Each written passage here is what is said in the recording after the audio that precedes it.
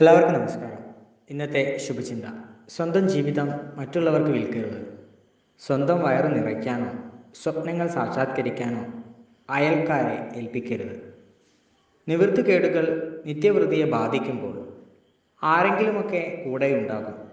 അതൊരു ദുശ്ശീലമാണെന്നറിയുമ്പോൾ പിന്താങ്ങിയവരും പിൻവാങ്ങും.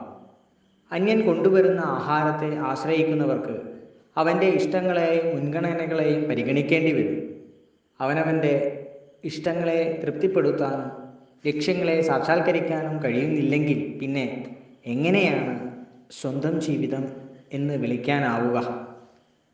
അപരനെ ആശ്രയിക്കുക എന്നത് മാനുഷികം, അന്യന് ആശ്രയമാകുക എന്നത് ദൈവികം.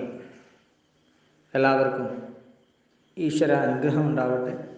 എല്ലാവർക്കും ജീവിത വിജയം ഉണ്ടാകട്ടെ. എല്ലാവർക്കും നന്മകൾ ഉണ്ടാകട്ടെ. നന്ദി, നമസ്കാരം.